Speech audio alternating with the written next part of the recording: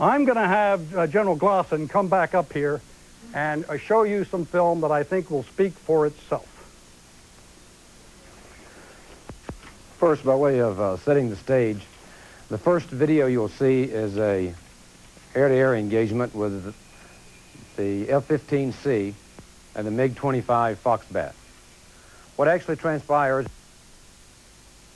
attempt to attack a flight of F-16s exiting out of Iraq. The F-15C shoots down the trailer in the Foxbat. He launched his missile. The Foxbat was doing 700 knots. The pilot ejected before the missile reached the airplane, but the airplane was destroyed. When I pick up the tape, you will see the flight lead pulling to shoot down the other lead, or the other MiG-25. Note the radio terminology, if you will, and how he expresses and has total control of the situation to the extent of telling his wingman, make sure you're not in afterburner. Make sure you're only in mil power, because he's looking at a Foxbat that has a plume of fire coming out the tail, and so he just wants to make sure that's who it is, because there are friendlies very close by, other airplanes. The kill box, as we call it, is a rectangle box, and if you'll look in that kill box when it appears down in the right-hand corner, you will see the MiG-25 blow up. Roll the tape, please. I know this says 19 January. There's countless footage of these things after 19 January. I got to tell you, every time I see them, I get airsick. I don't know what's going on. But these, I think it's obvious to anybody what's going on. The bingo fuel call you heard, obviously, was he's getting low on fuel. Bingo fuel. Bingo fuel. Anybody in burner? Everybody out of burner. 3, 6, 5, 1. That's the MiG-25 right there. 10-2, Brent, southeast 5. Heat-seeking missile he launched, and it missed. Now a radar missile. The heat-seeker missed. The second one was a radar. And next, I'll put you in the cockpit of an F-15E for an air-to-ground sortie. And through the help of a targeting pod and a nav pod on the F-15E, let you look into the night sky of Iraq as we are attacking mobile Scuds, and show you how, as General Schwarzkopf said, that we've changed our tactics a little bit from the standpoint of being able to do things that we could not do earlier because of the SAM threat.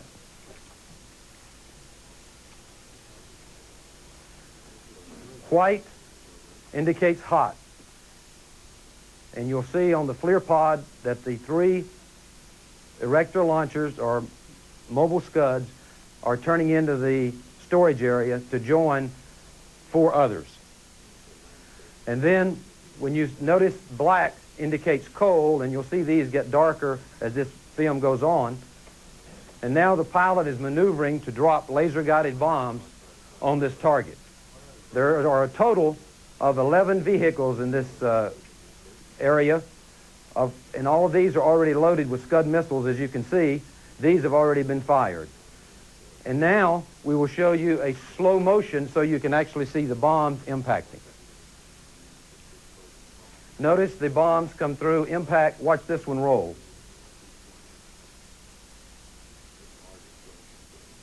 The next thing you'll see is a secondary explosion in this area. The AAA is firing from that area. The flight lead now clears his number 2 man in to drop an area denial munition to take care of the remainder of the 4 vehicles that were on this side of the road.